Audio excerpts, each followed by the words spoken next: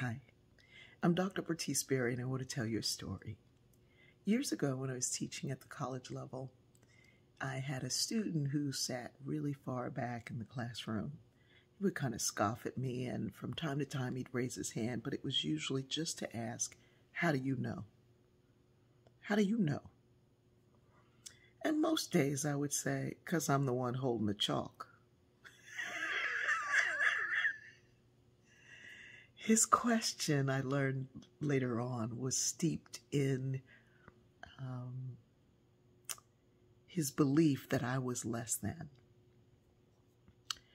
One day, probably 2/3 through the course, he asked if he could see me after class. And I was like, "Yes, of course you can."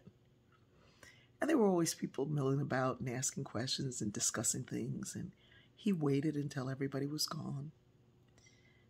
And he came up, and his face was redder than I'd seen. And we were inside and had been inside, so I knew it didn't have anything to do with the weather.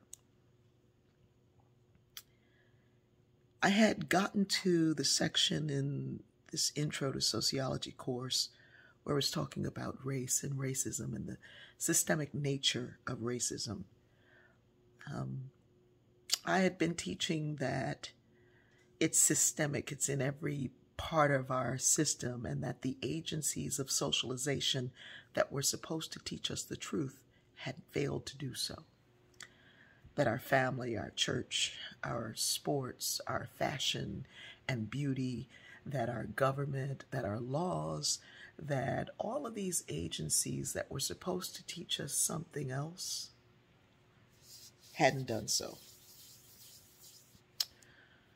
So he came up and he said, you said that when the agency of socialization is a primary agency, it's harder to rethink or change our thinking. It's more difficult when the primary agency of socialization, primary being family and your religion and your sport, the things that are closer to you, the primary agencies.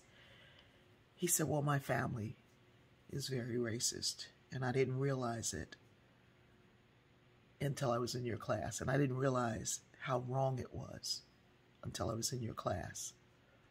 And it's hard to let that go." I hugged him after I asked if I could.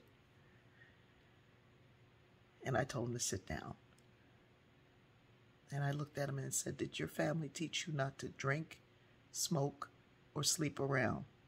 And he said, "Yeah." I said, "Do you do any or all of that?" He said, "Yeah." I said, "Okay. The same way you unlearn those lessons, you can unlearn this one.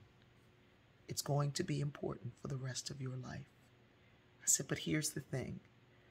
When you begin to erase that tape of hatred that has played in your mind, you must replace it with something new. Find the music, the books, the people who echo the truth. Find them. Don't ask me to give them to you.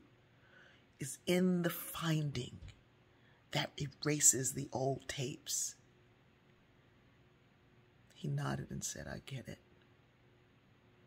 And then he said, "How come you're so patient with me?"